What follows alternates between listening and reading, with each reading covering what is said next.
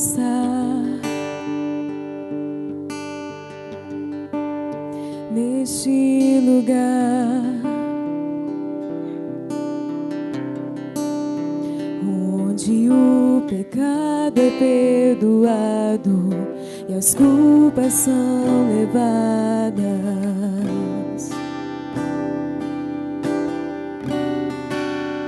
Eu quero estar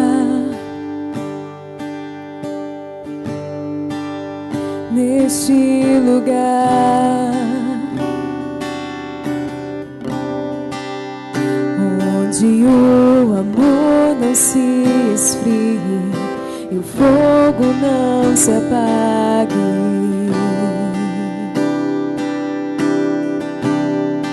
Em tua presença,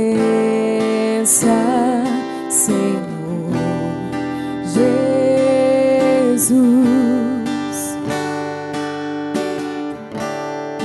em tua presença, Senhor Jesus.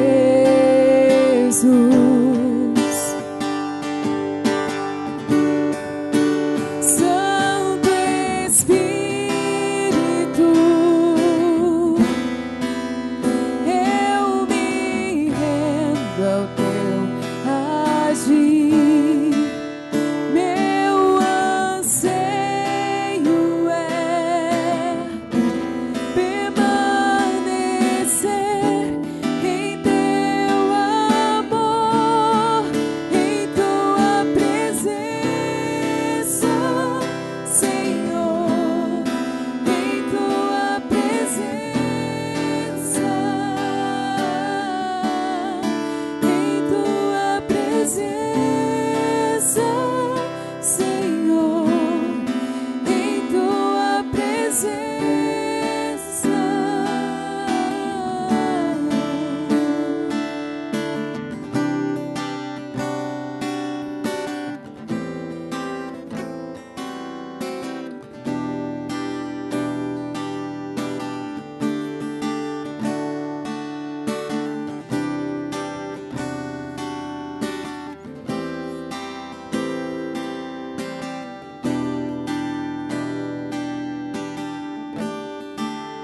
Eu quero estar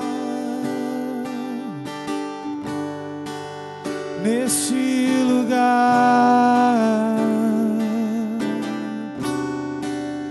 onde o poder não me corrompa, riquezas não me seguem.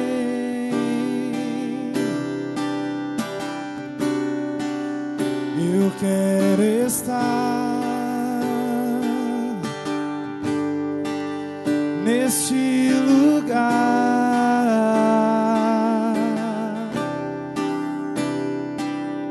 onde o mundo não me atraia, paixões não me seduzem.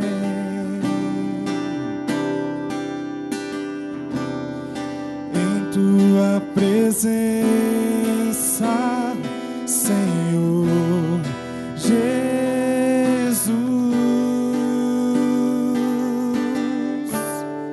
em tua presença, Senhor Jesus.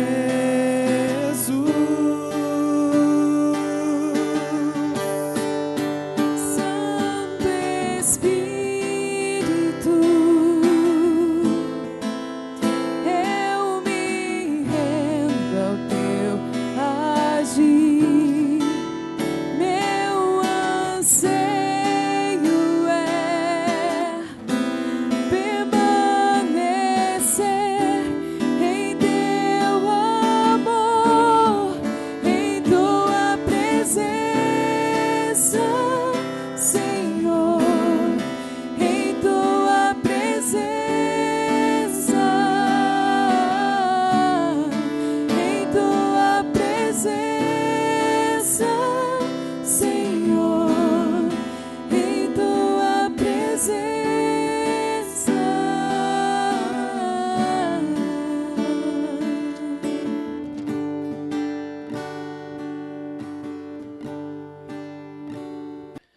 Irmãos, seja Deus gracioso para conosco e nos abençoe, e faça resplandecer o seu rosto sobre nós, para que se conheça na terra o seu caminho, e entre todas as nações a sua salvação.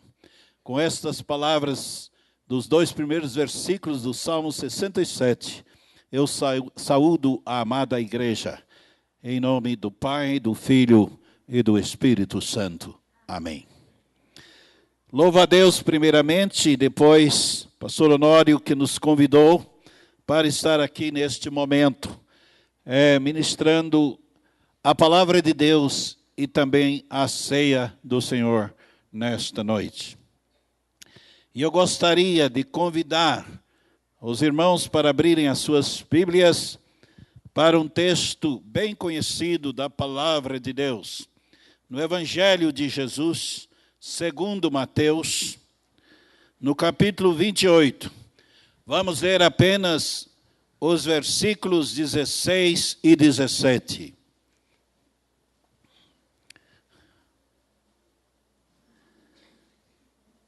Quem achou, diga amém. Quem não achou, misericórdia. Vamos ler juntos esses 2 versículos, bem forte, os irmãos todos. Seguiram os 11 discípulos para a Galileia, para o monte que Jesus lhes designara. E quando o viram, o adoraram, mas alguns duvidaram. Irmãos, eu estava ali assentado no banco e pensando, fazer uma pergunta. De onde promana a nossa salvação? Hoje mesmo ouvimos o pastor Paulo César Nunes administrando uma lição na escola dominical na 6ª igreja. E eu estava como aluno ouvindo. Deu vontade de falar uma coisinha a mais. Mas eu não falei. Mas, meus irmãos, de onde promana a nossa salvação? Quando nós estudamos a teologia bíblica e a teologia, especialmente teologia chamada no seminário de sistemática, nós aprendemos que Deus é um Deus triuno, Pai, Filho e Espírito Santo. E que Deus determinou nos seus desígnios, nos seus planos, criar um ser à sua imagem e semelhança, que foi o homem. E lá naquele conselho da Trindade, se assim podemos chamar, antes mesmo de criar o homem, Deus determinou criar o homem. Mas aí vem uma pergunta. Deus sabia que o homem ia pecar?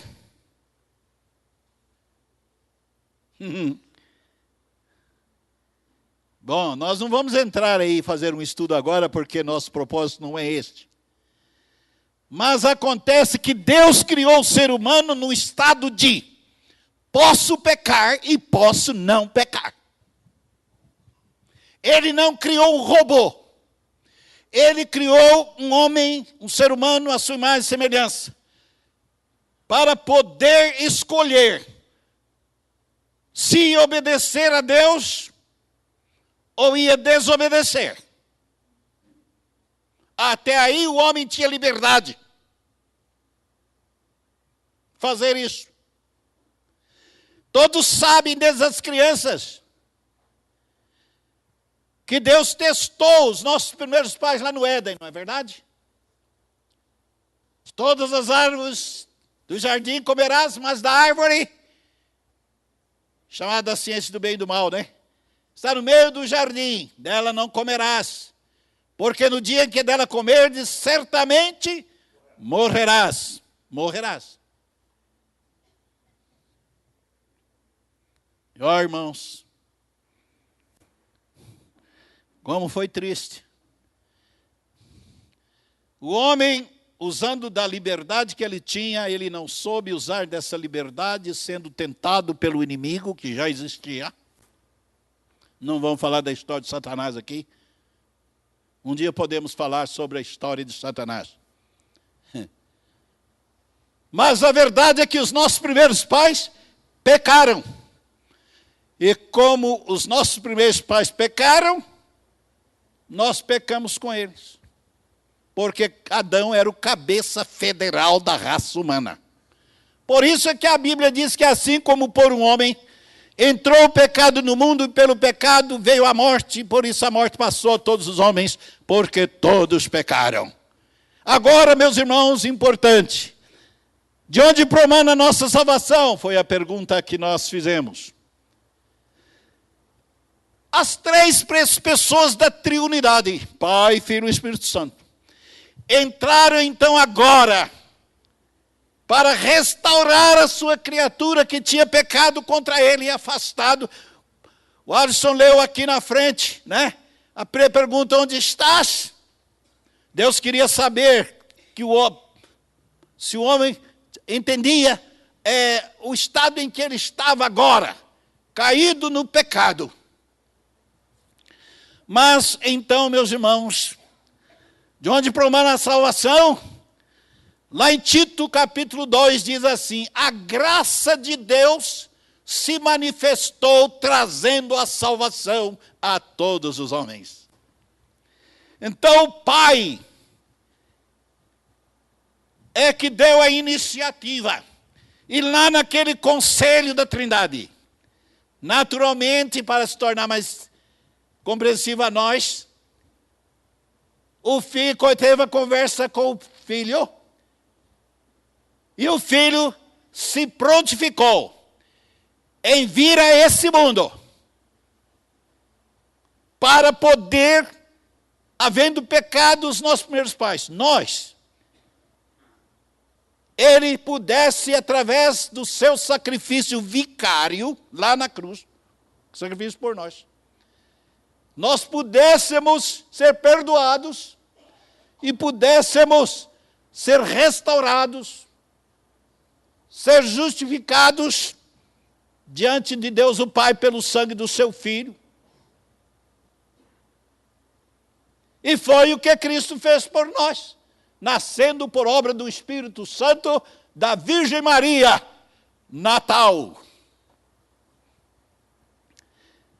O Espírito, podemos então dizer, o Pai é o que programou, o Filho executou, e o Espírito Santo é o Espírito Santo, vamos dizer, é o aplicador aos corações dos pecadores a obra vicária de Cristo realizada na cruz. Pois a Bíblia diz que ele é aquele que convence os pecadores do quê? Do pecado, da justiça e do juízo. Então as três pessoas entraram em ação para a salvação do homem. Mas, meus irmãos, aqui nós lemos um texto. Sabemos que a Bíblia como um todo, ela encerra a mensagem desse plano de Deus para a nossa salvação na pessoa de Jesus. Mas a Bíblia, em cada capítulo, cada versículo e cada palavra, dentro do seu contexto, nos traz ensinos tremendos, preciosos. E é por isso que nós lemos esse texto aqui para destacarmos apenas uma palavra, pequena, mas de profunda significação no contexto. É a palavrinha 11. Note bem aí, versículo 16 que lemos. E os 11 discípulos partiram para a Galileia. Não eram eles 12? Por que só 11? Eis então o tema da nossa mensagem de hoje. Por que só 11? Eu vou apresentar aqui 3 razões por que só 11. A primeira razão é porque perdeu as oportunidades, não aproveitou as oportunidades de aprender de Jesus. Quando nós oramos aqui, desde agora nós podemos estar aplicando a nós. Vocês têm crianças pequenas, nós que já somos avós temos netos.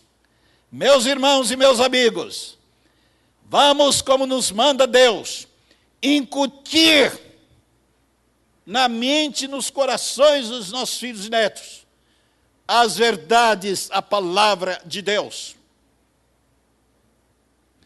Judas foi aquele, meus irmãos, que endureceu o seu coração para que nele não penetrasse os maravilhosos ensinos de nosso Senhor Jesus Cristo, aquele cuja sabedoria não é deste mundo, simplesmente é do céu.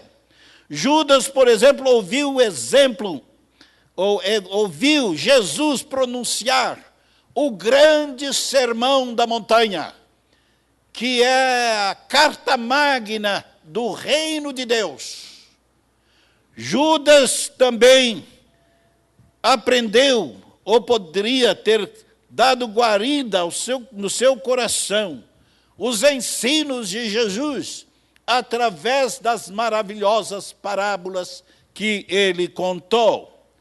Ele ouviu também, Judas ouviu, o grande sermão profético, pronunciado por Jesus, que está nos capítulos 24, 25 e 26 do Evangelho de Jesus, segundo Mateus. E, acima de tudo, ele rejeitou o convite de Jesus, quando Jesus disse: aprendei de mim, que sou manso e humilde de coração, e encontrareis descanso para as vossas almas.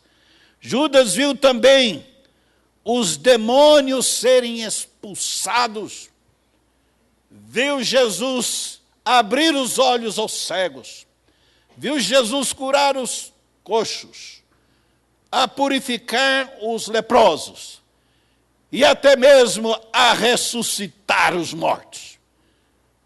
Ele deixou de aprender desse poder de Jesus como Deus que estava encarnado, mas mostrou através de todos os sinais que ele fez aqui, que ele era Deus. Pois o apóstolo João diz que muitos outros sinais que Jesus fez não estão registrados nesse livro, mas os que foram registrados são suficientes para nos mostrar que Jesus é o Filho de Deus, e para que nele crendo tenhamos a vida eterna. Mas, meus irmãos, ele deixou de aprender de Jesus. E ele estava voltado para si mesmo, para os seus interesses pessoais, para a satisfação própria. E estava sempre voltado para o dinheiro. E por dinheiro ele chegou a vender, a entregar Jesus por 30 moedas de prata. Por que só 11? Porque um deixou de aprender do Senhor Jesus e dar guarida aos seus ensinos em sua vida e praticá-la. Mas aqueles, meus irmãos, que deixam de aprender de Cristo, que deixam de aceitar os seus ensinos e obedecê-los, pensando que vai encontrar satisfação em outras coisas deste mundo, estão redondamente enganados. Porque as nossas almas, as altas aspirações das nossas almas, não são satisfeitas com as coisas deste mundo. Me vem até à mente um coro, um cântico, e alguém não esquece disso. Eu digo: o senhor sempre canta nos cultos, nas mensagens. Uma vez, o professor disse: isso não é homilético, eu não sei, eu quero é comunicar. E então, meus irmãos, O cântico diz assim: não há satisfação nem riqueza terrenal se tu negas ao Senhor. Esta vida só é um sonho perenal quando andamos em seu amor. 30 peças de prata deram por Jesus. 30 peças de prata por quem era a luz. Eu também tenho culpa de sua morte cruel. Sempre rogo, oh Deus, me perdoes por ser tão infiel. Uma cruz pesada levou meu Redentor para salvar o homem vil. Quando eu desprezava o incomparável amor, uma cruz uniu-me ali. 30 peças de prata deram por Jesus. 30 peças de prata por quem era a luz. Eu também tenho culpa de sua morte cruel. Sempre rogo, oh Deus, me perdoes por ser tão infiel. Ah, irmãos, você tem se interessado em aprender de Cristo? Mas vamos ver aqui, porque só 11? Não eram eles 12? Primeiramente porque um deixou de aprender de Cristo, de acatar a palavra de Deus, que encerra a mensagem do plano de Deus para a salvação de Cristo. Segundo, só 11 porque um deixou de amar a Cristo. Ah, meus irmãos, no coração de Judas nunca entrou o amor por Cristo. Pelo contrário, nele havia paixão e fingimento. Por exemplo, nosso Senhor Jesus Cristo demonstrou seu amor para com ele. E lá, quando instituiu a Santa Ceia, né, nos diz a palavra de Deus que Jesus, depois de comer a Páscoa, ele instituiu a ceia. E aquele bocado molhado, que era dado para a pessoa mais chegada, que é a mais amável, em vez de dar para João, que é chamado discípulo amado, não, ele deu para Judas, como que é para despertar nele o amor. Mas Judas não o amou. E, ao contrário, quando Jesus, apertando um pouquinho lá naquele momento, né, disse: um de vós há de me trair. E o que é que Judas disse? Porventura sou eu, mestre? Hipócrita. E depois nós vemos, meus irmãos, que Jesus lhe disse, está isso em Mateus 26, 25, tu o disseste, que você vai me trair. Você, Jesus sabia de tudo, ele já tinha começado aquela transação com aqueles escribas, fariseus, sacerdotes, que iriam entregar Jesus por 30 moedas de prata. Então, meus irmãos, Judas bem sabia que o grande mandamento de Jesus era o amor. Se lembra quando Jesus deparou aquele doutor da lei, que chegou perto de Jesus e perguntou, bom mestre, qual é o maior mandamento? Jesus disse, o primeiro mandamento é amar a Deus sobre todas as coisas. E o segundo, semelhante a este, é amar ao teu próximo como a ti mesmo. E nós observamos que Judas recebeu todos esses ensinos. Ouviu, mas ele não deu guarida. e também não abriu o seu coração por toda a manifestação de bondade e de amor de Jesus para com ele. Judas pôde observar que Jesus o amava, pois Jesus manifestou para com ele o seu amor, mas ele preferiu trair Jesus vendendo por 30 moedas de prata. E entregou Jesus, usando o símbolo do amor, que era o que é o beijo. Hipócrita, traidor, coração duro. E nessas alturas, talvez alguém esteja dizendo aqui, mas Judas foi muito mal. Hoje ninguém teria coragem de fazer o que Judas fez. Mas é um engano.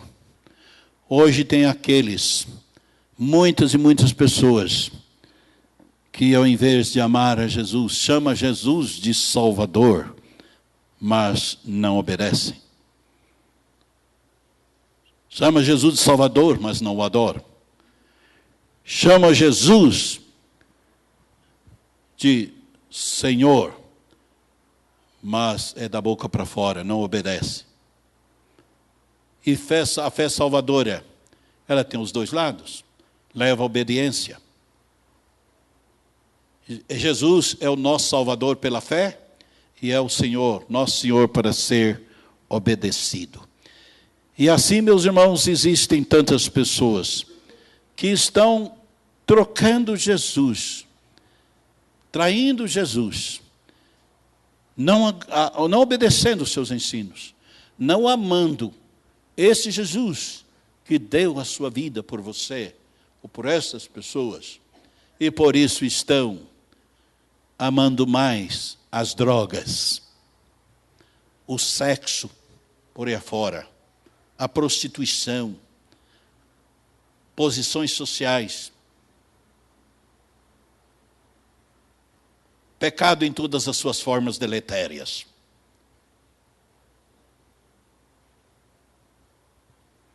Quem faz essas e tantas outras coisas não estão demonstrando amor para com Jesus. Pelo contrário, estão traindo Jesus, crucificando Jesus de novo. Estão escandalizando-o. Nós devemos nos lembrar daquilo que o nosso Senhor Jesus Cristo mesmo disse. O que ele disse? Ele disse, em verdade vos digo, que o Filho do Homem há de ser traído, mas ai daquele por quem for traído. Bom seria que tal homem não houvesse nascido. E ele continua dizendo também, o escândalo vai vir neste mundo, mas ai daquele por quem o escândalo vier. Melhor seria para essa pessoa ela amarrar uma pedra de moinho no pescoço e submergir nas profundezas do mar. Vocês já pensaram? Deixar de amar a Cristo, rejeitar a Cristo, foi o que Judas fez. Será que não há ninguém aqui fazendo isso? Por que só 11? Primeiro, porque um deixou de aprender de Cristo. Segundo, porque deixou de amar a Cristo. Me lembro do reverendo Norberto, ele disse, eu amo a Cristo. Eu sou apaixonado por Jesus. Eu também sou. Quantos aqui são apaixonados por Jesus? Ama a Cristo. Se você ama a Cristo, se é amigo de Cristo, ele disse, se sois meus amigos, faço o que eu vos mando, né? Mas mais triste ainda. Por que só 11?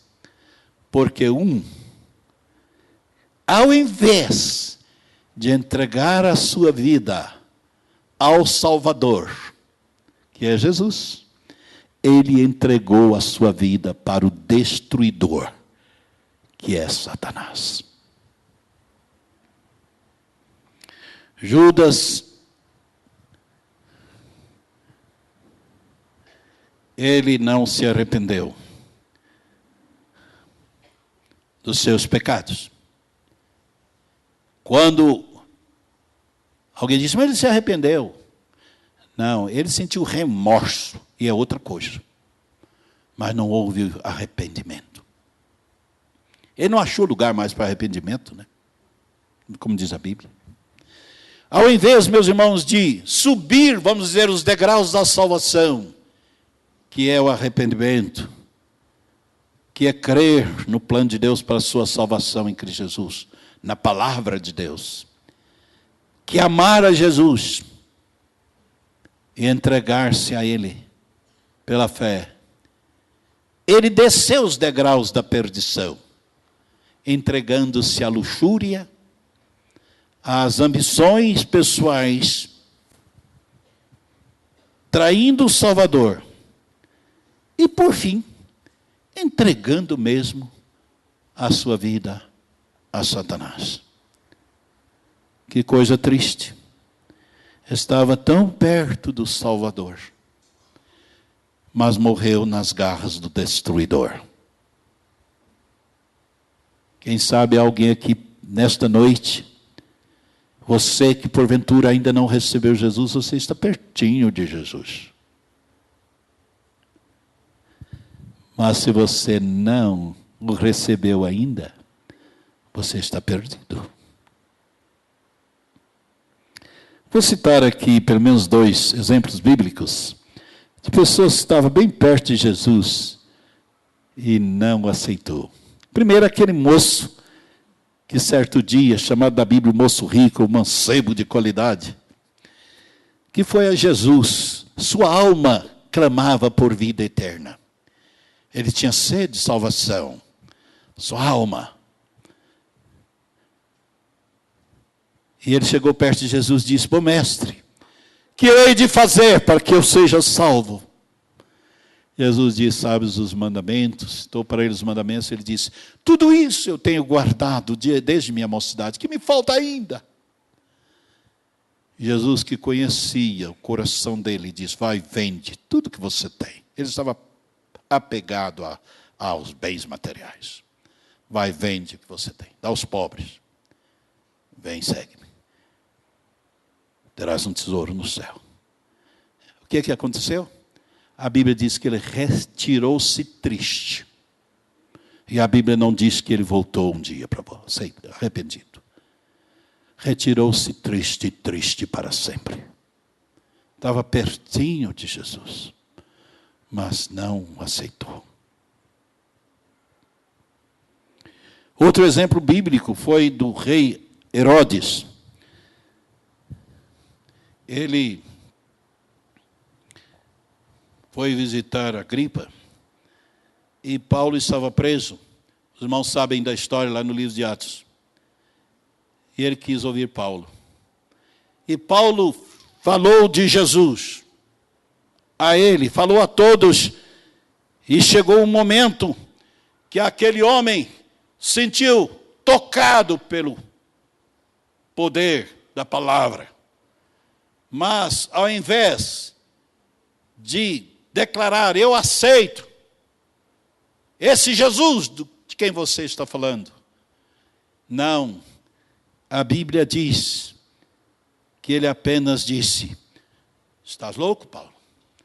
E ele diz: por pouco me persuades a que me faça um cristão. Paulo ainda diz: seja por pouco ou por muito, não só você, mas todos aqui, exceto essas cadeias. Eu estava pertinho de Jesus, mas não o aceitou.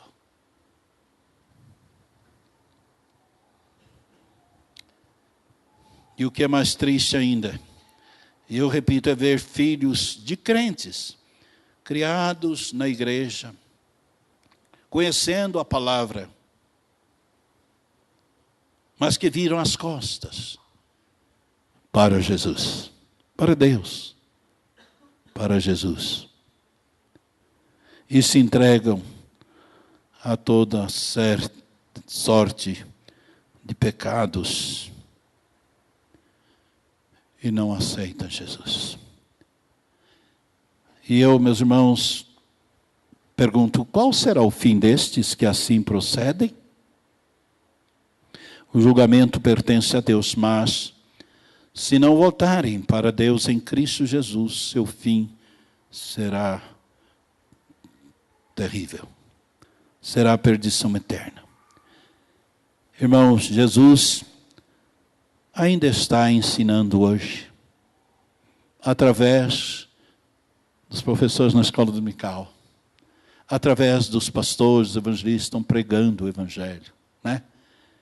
Através de cânticos, Jesus está ensinando, manifestando o seu grande amor. E, meus irmãos, nós não podemos deixar de amá-lo. Não podemos recusá-lo. Não podemos trocar Jesus a troco de nada neste mundo. Que ninguém aqui proceda assim. Quem não aceita Jesus como Salvador para servir o inimigo que está arrastando tanta gente para a perdição, o seu fim será o de Judas. Será o inferno. Porque são 11. Gostaria de concluir dizendo que perder as oportunidades, meus irmãos, podem trazer consequências funestas. Como nos ensina a palavra de Deus. E naquele dia, o Senhor Jesus vai chamar todos na sua presença para no julgamento final. Aliás, para os crentes não haverá mais condenação, não haverá nem julgamento, a não ser o julgamento das obras para efeito de galardão. Isso é outra coisa. Mas, meus irmãos, Ele vai chamar a todos os que o aceitaram como Salvador. Ele vai dizer: vinde benditos de meu Pai, entrai na posse do reino, para vós estar preparado. Para os que não o receberam, Ele vai dizer: apartai-vos de mim, malditos, para o fogo eterno, lugar preparado para o diabo e os seus anjos. Por que só 11, meus irmãos? Porque um deixou de aprender de Jesus. Um deixou de amar a Jesus, de acatar a palavra do Senhor, de receber Jesus como Salvador. Por que só 11? Porque finalmente, ao invés de aceitar a Jesus, abraçar Jesus pela fé como Salvador, ele deixou-se levar pelo inimigo para a perdição. Talvez alguém esteja dizendo aqui: vocês pastores, não são todos não, viu? Mas vocês costumam fazer apelo para que a pessoa receba Cristo. E há pessoas que dizem: eu não gosto disso. Para lá, pense um pouco. Se você pensasse bem, lá naquele dia, quando você tiver rejeitado a Jesus, você talvez vai dizer assim: por que naquela noite, reverendo João, não pegou no meu colarinho, sacudiu-me e disse: receba Jesus como seu Salvador? Eu teria recebido. Eu não vou fazer isso, mas que o Espírito Santo faça.